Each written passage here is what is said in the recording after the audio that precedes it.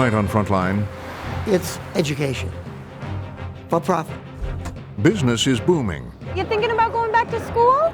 They'll find you alone, It was just such an incredibly simple process.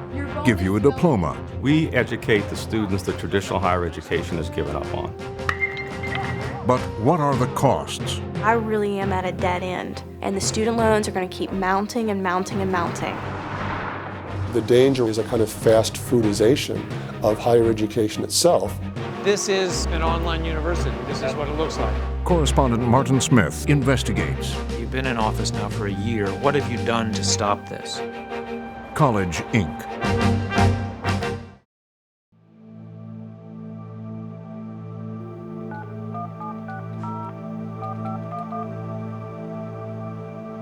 Hey, Willie, Michael, could you give me a call when you get a chance? Thanks.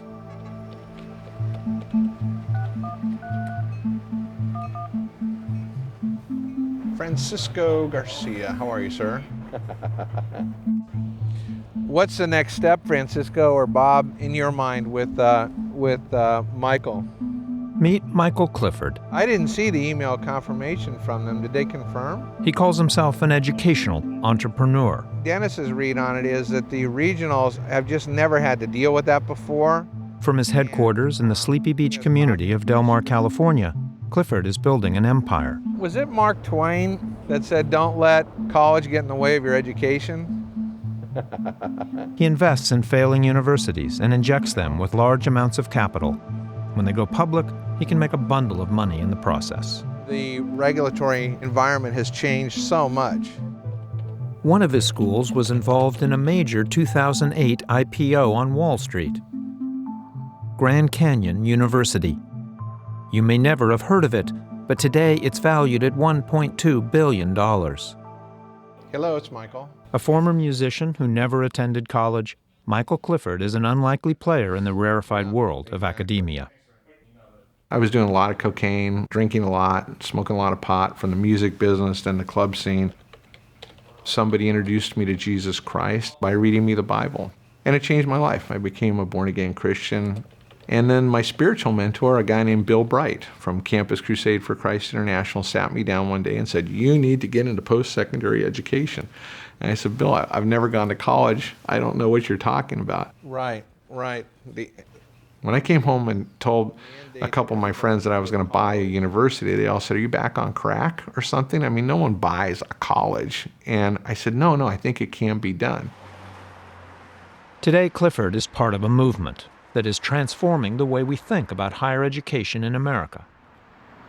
He and his investors have turned around a half-dozen colleges that now enroll close to 40,000 students. There are people who would say, look, this guy Michael Clifford, he never went to college. He was a musician. He sort of drifted around. He had a born-again experience. Do you have the credibility? Do you have the bona fides to be determining the future of colleges around the country? No, I don't, but I'm doing it. And I think that's the great thing only in America. I mean, my new book is called How to Run a College by a Guy That Never Went to One. Clifford doesn't act alone. He attracts some of America's biggest investors, like former GE chairman Jack Welch. According to the Wall Street Journal, Welch invested $2 million in one of Clifford's schools. I invest in bonds and other things. Invest in all these widgets I invest in, private equity, or invest in a school. Hi, I'm Jack Welch. It's education. For profit. I like this investment more than anyone I got. Traditional colleges raise capital from wealthy alumni and other donations. Yeah. Clifford's for-profit schools sell shares to investors. I just think if everybody's going to fund... Clifford's latest turnaround project is a small nursing school in a Hispanic section of San Diego. We have probably invested in the neighborhood of $6 to $7 million in the school. It will get as big as we want it to get because the demand for bilingual nursing and other related healthcare programs is so great. Clifford took over Inter-American College in 2009. It's geared to serve Latinos, and he plans to open a string of campuses outside military bases.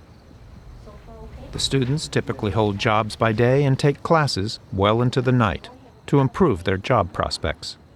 Typical student they're adult students, so their average age might be in their early 30s. They're very career-oriented. Protein, carbohydrate, and In the past, these students might have graduated high school and found a good job as a factory worker or a secretary. There was no need for more school. can be synthesized de novo. But with the economy changing, they're coming back to school in record numbers. They represent a huge and growing market.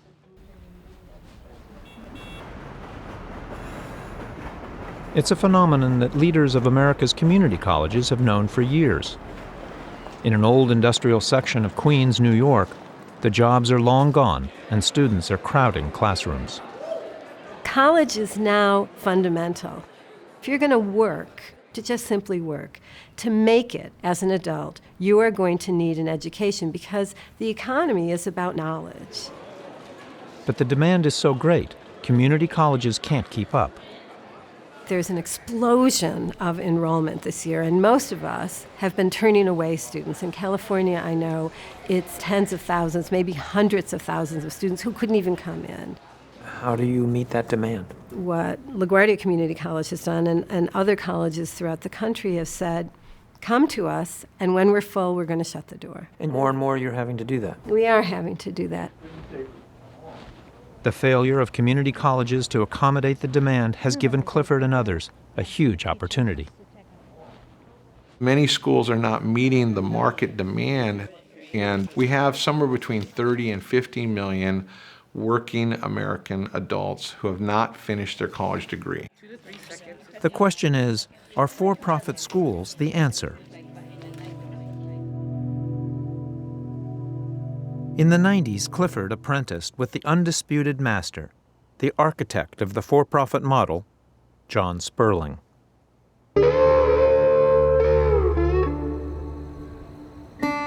In 1976, Sperling, a Cambridge University-educated humanities professor, turned his back on traditional academia and moved to Phoenix, Arizona. He believed he could mass-produce education and run his school more like a corporation than a university. Now his school is everywhere. The University of Phoenix. It's one of the largest universities in the world, enrolling close to 500,000 students, more than the entire University of California system and all the Ivy League schools combined.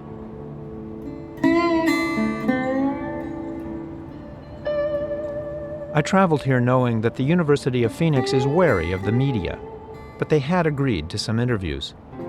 Then at the last minute, they backed out and gave no explanation. Instead, I spoke to former Phoenix executives.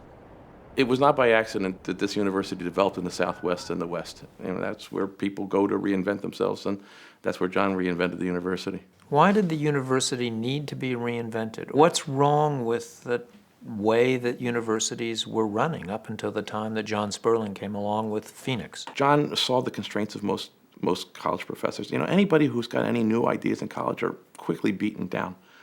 The academy hasn't had a real change in how it worked for almost 500 years. Mark DeFusco arrived at the University of Phoenix in the mid-90s with a PhD in education from USC, but he quickly embraced the Phoenix model. Phoenix, people go to school all year round. We started classes every 5 weeks, and instead of starting classes in September and January, we started classes in January and February and March, sometimes 2 in April. If we had more students than we could handle, we'll build another site and handle some more. We built campuses by a freeway because we figured that's where the people were. So if you went by any major freeway in the Southwest, you're going to find a University of Phoenix campus. We put schools 20 minutes apart because that's about as far as somebody could drive at rush hour. To keep costs low, the University of Phoenix hired teachers on short-term contracts. They did away with tenure. I didn't have to worry about tenure. If they weren't getting to the outcomes I needed, I just wouldn't give them another contract. And where it takes a traditional university months or years to get a new course approved by faculty, at Phoenix, they could generate one in a matter of days. We would put a group of faculty members, a group of experts into a room in a hotel for a weekend, and we wouldn't let them out until they came up with new curriculum. The university was not bound by bricks and mortar either. Students who couldn't attend a Phoenix campus could log in to courses online. We were designing the coursework around the people who were going to use it. The customer. You bet. It wasn't long before Wall Street took notice. And in 1994, the University of Phoenix and its parent corporation, the Apollo Group, went public. In an otherwise flat market, the stock took off. It was a very exciting time. For the first 15 quarters, we broke records in earnings every quarter. Apollo Group. This stock has done very We were filling in places that no one had ever filled in before. It was a change of an industry. And the early managers at Apollo did very, very well. What do you mean by very, very well? They did very, very well. I mean, ultimately, there's not college professors and college administrators in this country that did as well as Apollo administrators. I mean, how much could a college administrator for University of Phoenix make? The sky was the limit. When I left Apollo, I shouldn't say this.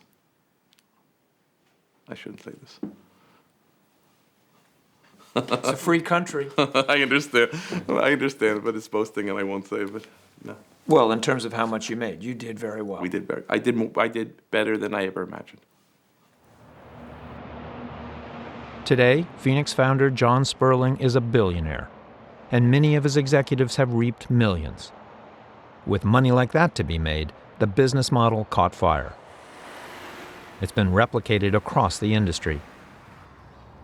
For-profits offer a range of degrees, but focus on career training in the growth sectors: nursing, business management, IT, and education. It's difficult to assess the quality of the degrees. Across all colleges, traditional or for-profit, there's no standard measure imposed on them. But we did talk to satisfied students. I love Grand Canyon and the community that it represents, and also the Christian background. This school is just perfect. It's night classes. I'm studying merchandise product development, and it is the coolest thing I've ever done in my life. I love it. But I was surprised to learn how expensive tuition at the for-profits is. 5 to 6 times the cost of a community college, and as much as twice a 4-year state university. On Wall Street, they're a big hit. From a business perspective, it's a great story. You're serving a market that's been traditionally underserved. There is a need for more education, and it's a very profitable business. It generates a lot of free cash flow. So it attracted a lot more financiers, and that really helped take the industry to the next level. One of the most successful was Grand Canyon University, the school that Michael Clifford came across in 2004 when it was a small, struggling Christian college. You've got $60 million invested in improvements here. In the next 3 years, yes. Today, under another former University of Phoenix executive, Brian Mueller, the school is flourishing. There's a business school with a brand new building. It's looking right at you. The nursing program has state-of-the-art facilities. The basketball team is competitive, and the baseball team has a new diamond. Some 40,000 students are now enrolled at Grand Canyon. That's a 400% increase in just a few years. But you won't find the majority of those students here. I hear it. Instead, most of them are here. Oh, yeah. 90% of Grand Canyon students are logging in online from across the country. These servers alone represent 35,000 of them. This is an online university. This is what it looks like. This is where, other than the people involved, the instructors and the students, this is where they all come together electronically. Online education is incredibly profitable. And how much capacity do you have built in here? How big can you go? It allows schools to tap into a wellspring of new students and expand rapidly at the flick of a switch. But we can easily add more servers and take several times this. Several times, so yes. 100, 150,000? Yes. Really? An online course at Grand Canyon costs from $400 to $550 a credit hour. We watched an online class at another school. We were asked and agreed not to show it. But for the most part, it's just instructor-led discussion groups. There's little in the way of video or graphics, but it is convenient. The times where I have to work in the morning, I can come home and do schoolwork at night. And the times that I work in the afternoon, I get up and I do schoolwork during the day. But some critics of this model worry there may be something lost. The danger, obviously, is a kind of fast foodization of higher education itself, where low-cost convenience and ease of finishing become values in themselves to the possible detriment of the things that only can be accomplished slowly and over time. At Grand Canyon, most of Mueller's profit comes from his online operation, but he still sees the value of anchoring his university in a traditional campus. There is a lot of value in the minds of a teacher in Minnesota that's going to do a master's degree program. She's going to do it online. Now, even though she's not coming to campus, the fact that it has a traditional campus that looks like the campus that she went to as an undergraduate, the fact that the campus is growing and flourishing and has all of the excitement around it is important. So it builds your brand. It absolutely builds the brand. Not just a job search, a journey. Beyond building the campus and installing his online servers, Mueller is spending even more money getting the word out. $25 million last year alone. We're all here for a purpose. Find yours. For-profit schools spend a lot on marketing. Whatever your business card says, you're in the business of you. Their ad costs rival those of multinational brands. Which university revolutionized education in America? The granddaddy, University of Phoenix, spent $130 million on ads in 2008. Which university has the largest business school in the country? That's more than brands like Tide, Revlon, and FedEx. Why wait any longer? What they spend on sales and marketing can rival or exceed what they spend on teaching.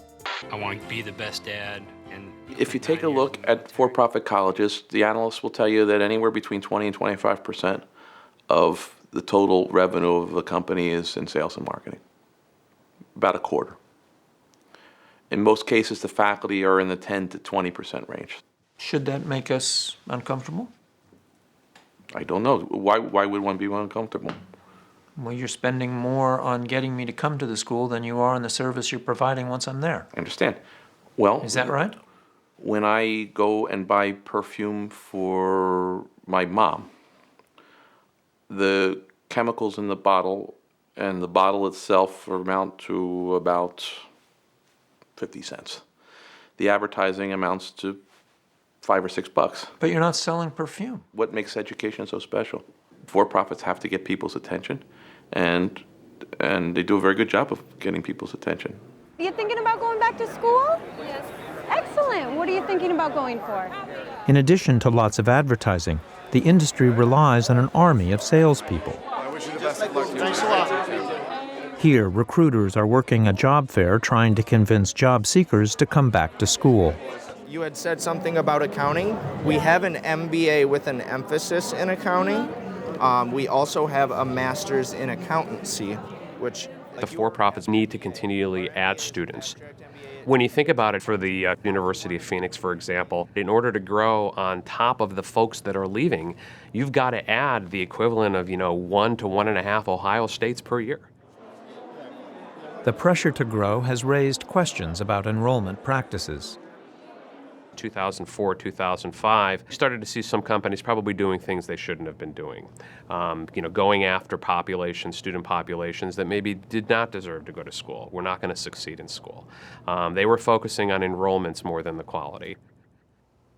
In the early 90s, a congressional investigation accused a number of for-profit schools of employing false or misleading advertising and using illegal recruitment efforts. While some of those schools were shut down, allegations, negative press, and lawsuits continue to dog the industry. We talked to the chief Washington lobbyist for the for-profit schools, Harris Miller. The industry has a black eye, has been struggling for credibility. Why? I don't think the industry has a black eye. I think the sector's doing very well. We're growing by 25% a year, 2.8 million students attending our schools. We have some challenges because there have been some allegations that everything is not perfect. I wish it were. But what about the pressure of Wall Street to have them grow? The pressure is to deliver a high education quality for their students. Our schools know that anytime they step out of line, there's a huge risk, and there's a large focus on compliance at all times, including on enrollment issues. Thank you for calling DeVry University. We wanted to find out more about how the enrollment process works. We'd heard complaints about call centers and employees called enrollment advisors using high-pressure sales tactics on prospective students. Then we got hold of this internal email from Argosy University. In it, a director of admissions is writing his team of enrollment counselors. Create a sense of urgency, it says. Push their hot button. Don't let the student off the phone. Dial, dial, dial. Tammy Barker was an enrollment advisor at another for-profit school, Ashford University. I didn't realize just how many students we were expected to recruit. And the amount of pressure that they put on you to meet these quotas, I think, challenges anybody's integrity. In a letter to Frontline, Ashford's parent company, Bridgepoint, says they don't have quotas. But Barker says she was instructed to make 150 calls a day and close on at least 12 students a month. If your numbers started dropping, trainers would come around and start telling you to up your outgoing calls anywhere from 300 to 450 a day to meet those quotas, to get those applications. They used to tell us, dig deep, get to their pain, get to what's bothering them, so that way you can convince them that a college degree is going to solve all their problems. Another former Ashford enrollment counselor, in a submission to the Department of Education, wrote, "We are forced to do anything necessary to get people to fill out an application. Our jobs depend on it." Thank you for calling Ashford University. Bridgepoint says Ashford has zero tolerance for unethical behavior. The focus is to start the student. Whether they're academically ready, whether they're financially ready, they need to start class. Ray Campbell worked as a financial aid advisor at the University of Phoenix. Once a student was recruited, it was his job to hook them up with a loan so they could start paying for classes as quickly as possible. If I put on my report that the student's not ready and they don't start, I would hear it. I would constantly be pressured of why aren't they ready? Is there a way we can start them? What can we do to get them ready? Anyway, the focus was on this student needs to start, period. Just weeks before this broadcast, the University of Phoenix replied at length to a list of written questions from Frontline. On the question of pressure tactics, they said, "Should we find an enrollment advisor misleading students, prompt action would be taken, including termination." In the same letter, they wrote, "We are committed to financial literacy." Federal student loans are the lifeblood of the for-profit schools. Although their students comprise only 10% of the college-going public, they consume almost a quarter of all federal financial aid. The taxpayers are essentially funding this industry. Something like 75% of their revenue comes from federal grants and loans. The University of Phoenix, which is the biggest for-profit, it now gets 86% of its revenue from the federal government, up from something like 48% 9 or 10 years ago. The schools say they're providing opportunity, helping students of modest means pay for college. We educate the students that traditional higher education has given up on. Traditional higher education has become a very socio-demographically elite group of people.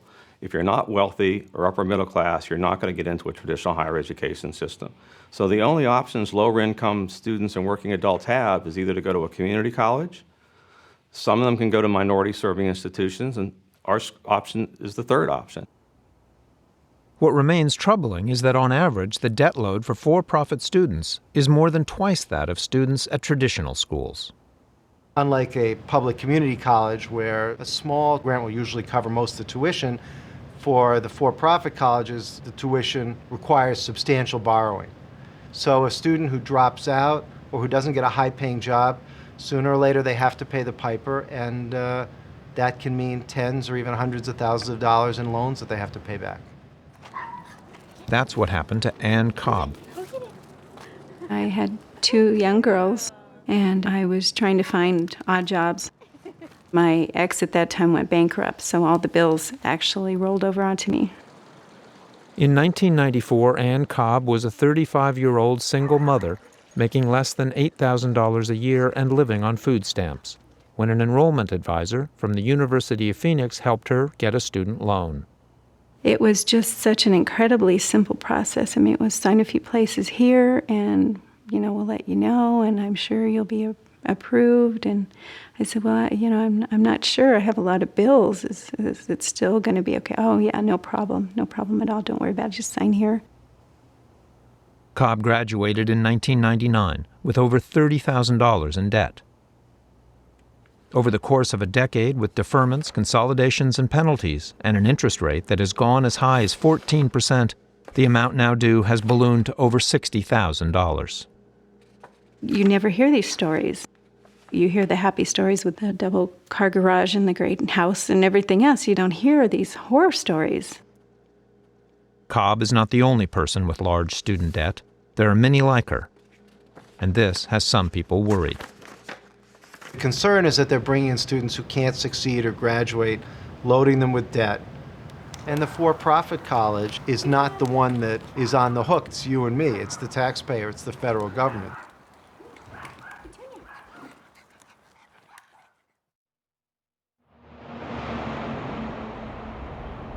I know you're worried about the complexity of it, but a plan to split the baby makes a lot of sense to me.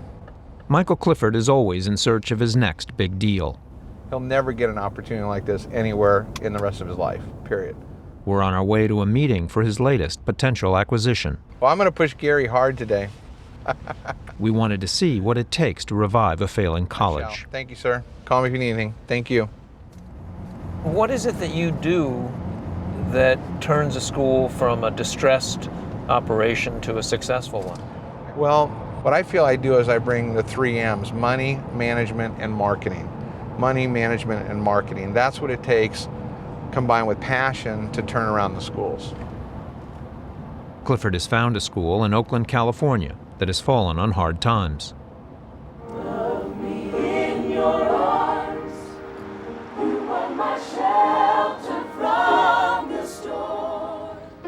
Patton University is like many small colleges across the country who have seen their endowments disappear during the recession.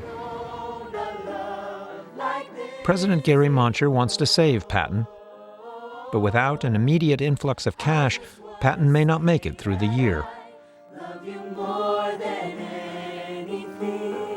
Patton is at the crossroads. With the economic turndown, we lost almost 50% in our asset. I mean, literally dropped from $10 million equity to $5 million. And the future didn't look very bright. So the question is, are we going to be passive and see what happens, or are we going to try to be proactive? Despite its dire predicament, Patton still has one very valuable asset, something called regional accreditation. For the most part, a regionally accredited school is considered a higher quality school. Like the Harvard's, Harvard is Yales. regionally accredited, but so is DeVry, so is University of Phoenix. Same type of accreditation that the Ivy League schools have. So if you can find an underperforming traditional school with regional accreditation, that's a very valuable property. We had to do appraisals on what regional accreditation is worth for Wall Street, and the independent appraisers came up with a number that a school was worth $10 million because it cost $10 million, 10 years, and a 50-50 chance of success to obtain regional accreditation. So that accreditation is a very valuable thing. It is. Once you have accreditation, you qualify for the student loan program. And that's what Clifford needs. Accreditation is the key to unlocking federal financial aid funds. I heard about Patton University from one of the regional accrediting executives who said, we really like this school. We're very concerned about its future financially. Would you go talk to him, Michael? And I kept looking at Patton going, what can I do with this school? I kept working on it. And then it hit me like a ton of bricks that it was the perfect fit for the Dream Center. Dream Center is a nonprofit Christian mission associated with the Angelus Temple, a megachurch near downtown LA.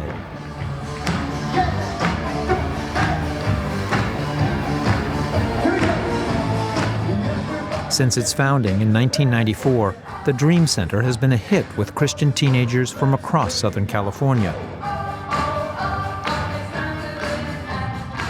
Michael Clifford is on its board of directors.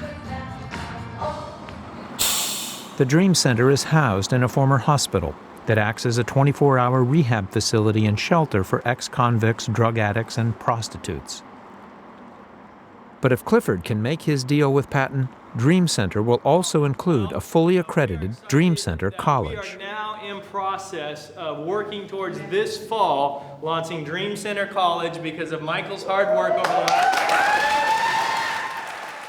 If we take a prostitute off the street or an ex-Crips or Bloods member, we bring them into our programs and we start an education process. Let me make sure I understand. So the gang member, the former gang member or prostitute or whoever it is that comes to you, a homeless person, can get a college loan for an education. Absolutely.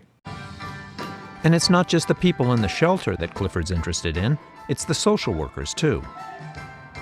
We did a lot of market research and we believe that there's a gigantic market for us in Los Angeles of the 19 to 25-year-old who would like to get a degree but would like to help people hands-on. So you're going to be able to connect both the people that are providing the social workers with a loan and get them on a degree path at this Dream Center University. And you're going to be able to take some of their clients, the former gang members and prostitutes, and get them a college loan. Exactly.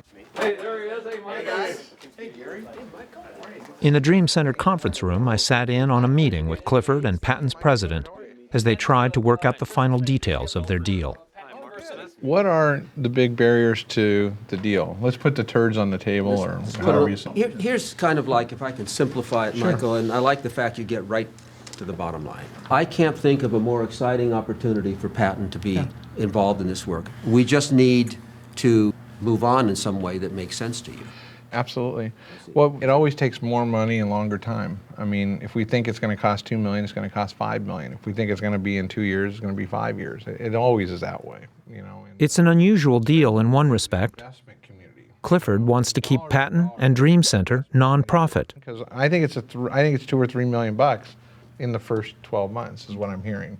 But Clifford's negotiated it so that if he can't find enough charitable donors, he can bring in investors and take Dream Center College for profit. You know, because we can always go raise capital for a for-profit strategic alliance between the two. I don't really understand how it all works with investors coming in, and why would investors invest in this and not the Apollo Group, and it's a startup company, and what's the payback?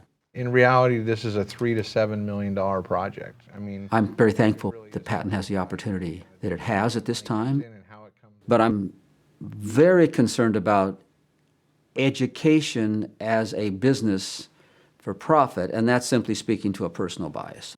So we need to make sure, though, the issues on financial aid and all that are buttoned down. Clifford would like to get this deal done soon. What's happening is the current regulatory environment is very different than it was 1 year ago. He's worried that the political winds in Washington are shifting. You cannot assume that the DOE or the regional accrediting bodies are going to act like they did a year ago. It's extremely hostile out there toward changes. You know, we just don't want any blow-ups.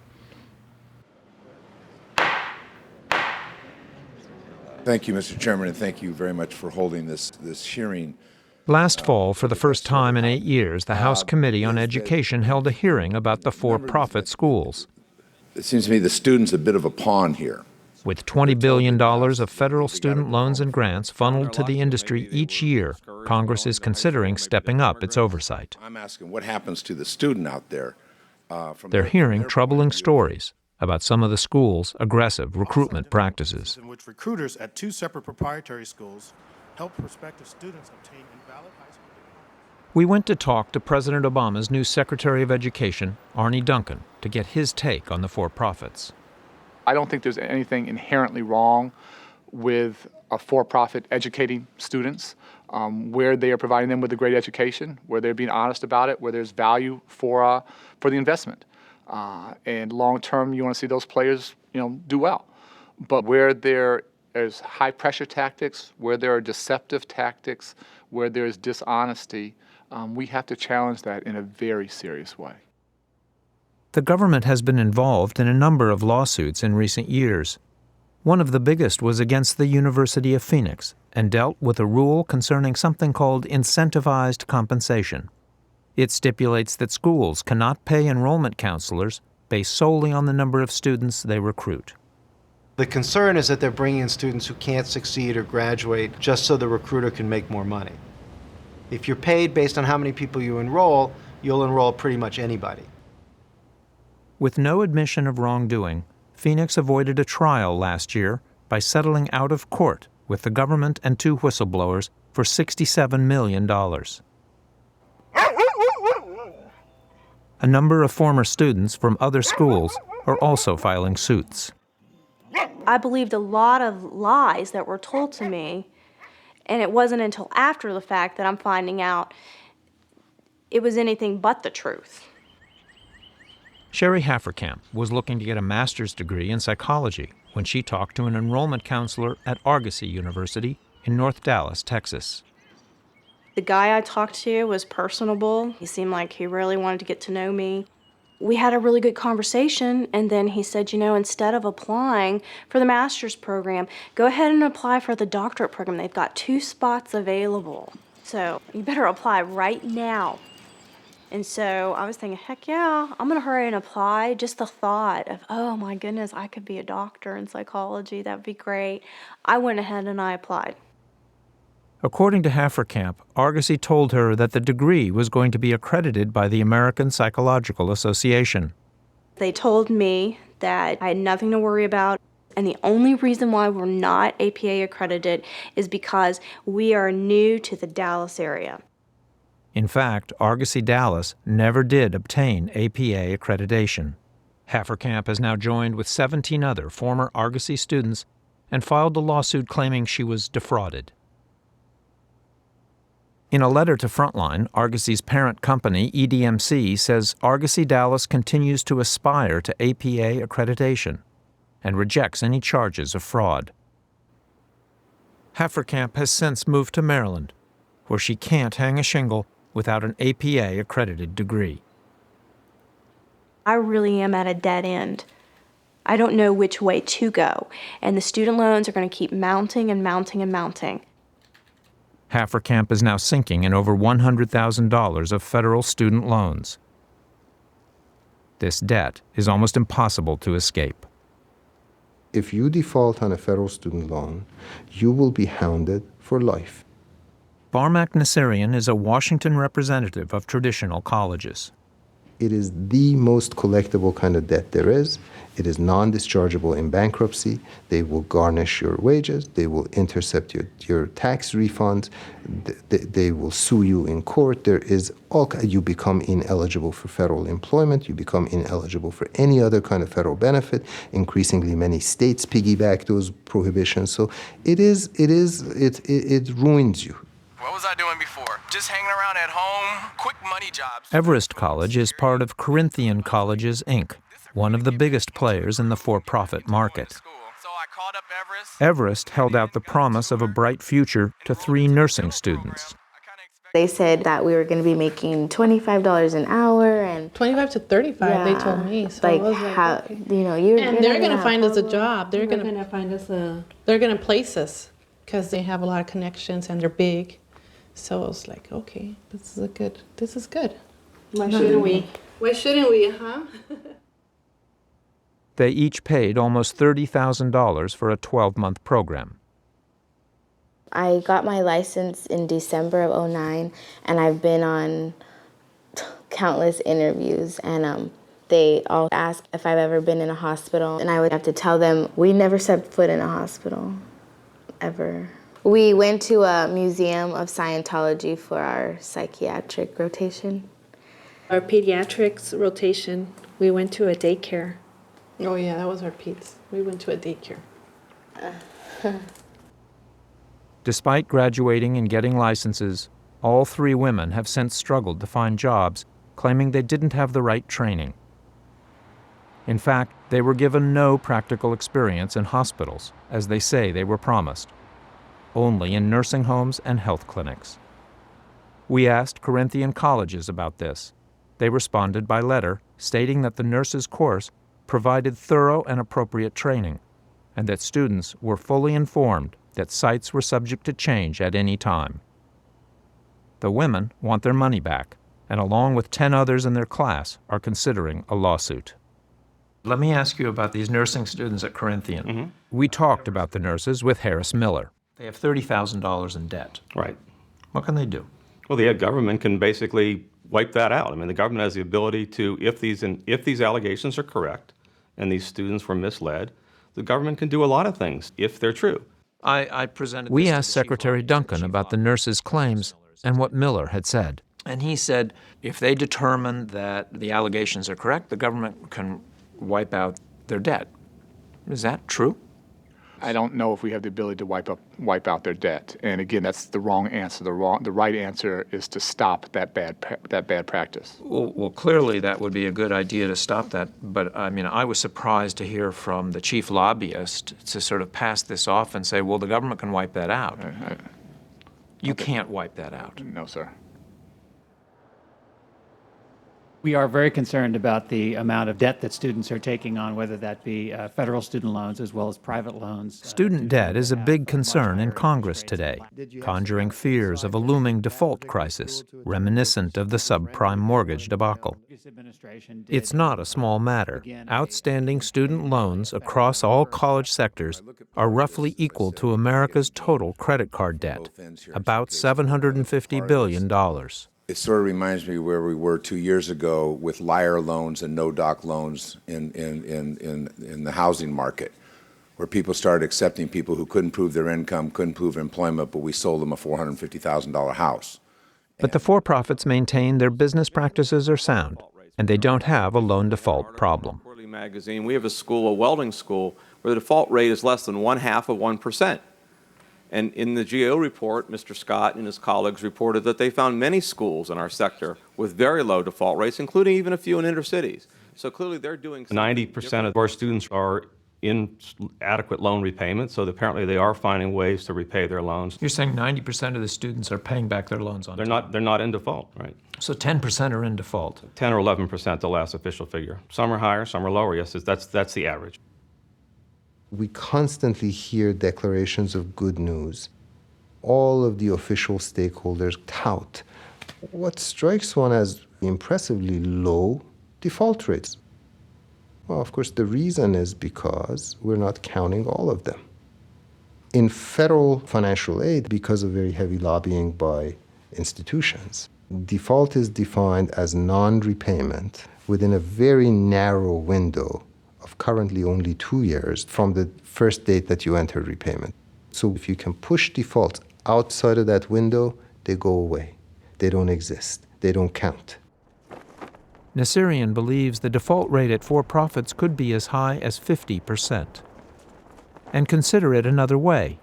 According to current government figures, for-profit students are much more likely to default on their loans. They represent just 10% of all college students, but nearly half of all defaults. They have about 10% of the students. They have about 44% of all student defaults. That sounds like there's a bigger problem than just a few bad apples. It's something we need to watch. Are you? Yes, we are. I mean, you've been in office now for a year. What have you done to stop this? Right. Well, we have some work to do, and we have not. The clear answer is we haven't stopped it. We have challenged some folks. We've had some actually, I wouldn't say slaps, but we've had some pretty significant financial settlements, and we're going through a process now, and we're thinking through what additional steps we need to take. In a cramped conference room packed with Wall Street investors and lobbyists, Department of Education regulators are attempting to negotiate new rules to try to stem the growing number of defaults. One of the most contentious is a proposed rule on something called gainful employment, which requires that upon graduation, students should be able to find employment sufficient to pay back their loans. It's a sort of direct test of whether for-profit colleges actually fulfill the role that they say that they serve. If you're being sold a bill of goods, if you're told you're going back to train to be a policeman, and it ends up you're being trained to be a minimum wage security guard, there's a problem with that. If you're being told you're training to be a nurse and taking out loans that associated with that potential income salary, and you're actually going to be just drawing blood, there's a problem with that. The gainful employment test, if passed, will apply only to for-profit schools and some vocational programs at other colleges. The for-profit colleges, I think this makes them very nervous. They're worried because they know that many of their members are charging a lot of money, that many of their members have students who are defaulting en masse after they graduate. They're afraid that this rule will cut them out of the program, but in many ways, that's the point.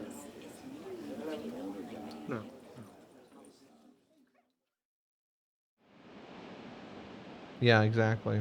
It's the largest accrediting body, so it took the hit because it's so big. It has 1,600 schools. That would mean back in his West Coast offices, Clifford is feeling the pressure from regulators as well. All these major Today, schools, he's having to calm a nervous investor. It's a bump in the road, and unfortunately, it's a slap in the face to George and Jennifer and the people who have been working so hard. His Chancellor University, the school purchased with help from Jack Welch, has come under scrutiny. Chancellor is under a close watch. When we see a problematic institution being acquired and being changed, we put it on a very short leash. Sylvia Manning is the new president of the Higher Learning Commission, the regional accreditor that oversees Chancellor. Under her leadership, the commission is taking a harder stance against accreditation buying. We've elevated the scrutiny tremendously. It is really inappropriate for accreditation to be purchased the way, a taxi license can be purchased. Every so often, an institution can't or won't measure up, and accreditation is withdrawn. For Jack Welch, this is just the price of doing business. We're not going to stop educating people because we're afraid of some bureaucrat nailing us with an I and a dotted I and a crossed T. There's always a risk. You can't be afraid to go into a business because of regulation risk.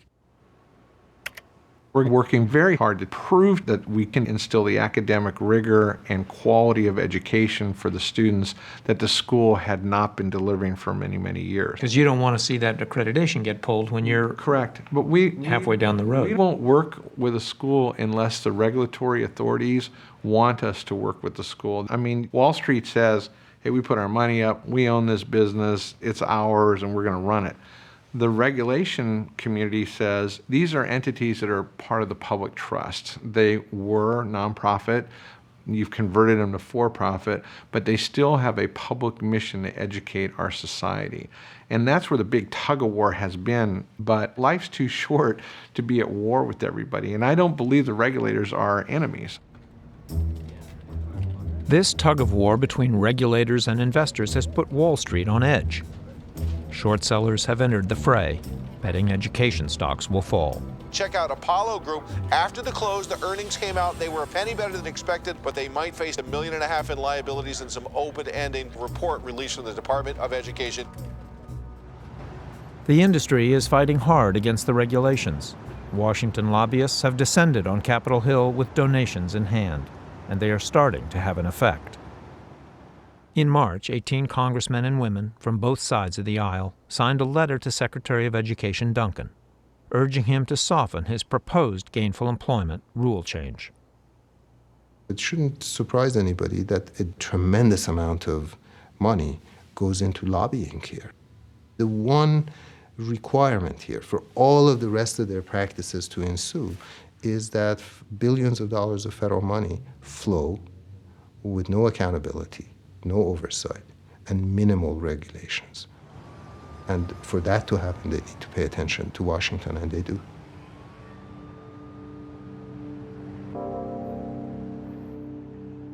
every American will need to get more than a high school diploma. And by 2020, America will once again have the highest proportion of college graduates in the world.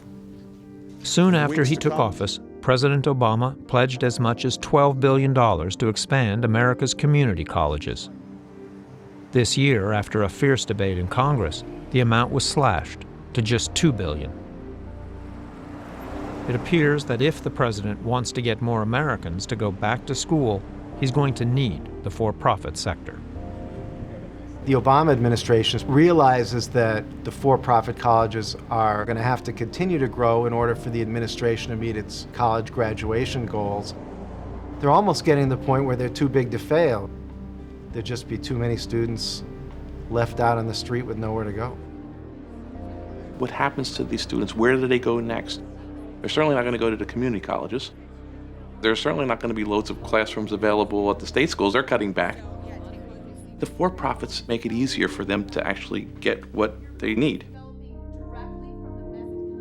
So why shouldn't they make money on it? I mean, ultimately, that's part of what the American dream is all about. But is education a business? I believe so. Listen, I'm happy that there are places in the world where people sit down and think. We need that. But that's very expensive.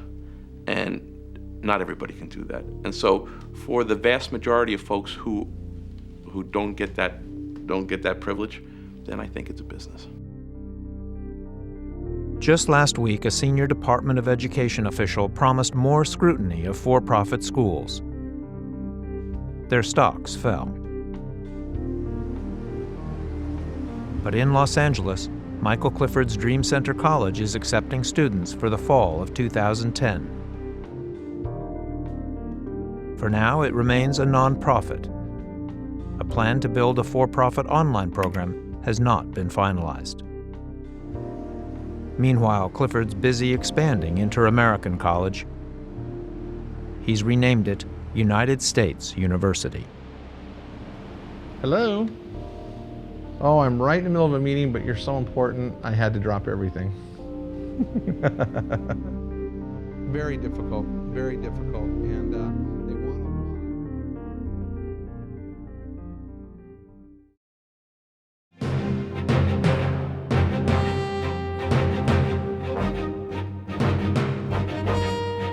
Next time on Frontline World. In southern Africa, it was supposed to harness the energy of children to bring fresh water to their villages. Now, 5 years later, this play pump hasn't produced any water for 6 months. what went wrong with the play pump? We would all love there to be a magic bullet. That's not the way it works. The politics of trying to help. This story and more on the next Frontline World.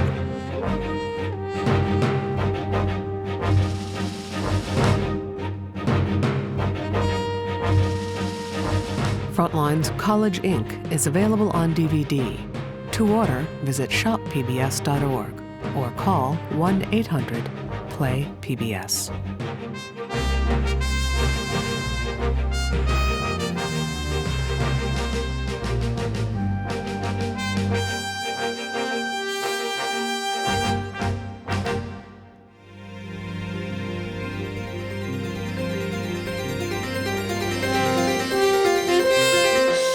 Frontline is made possible by contributions to your PBS station from viewers like you.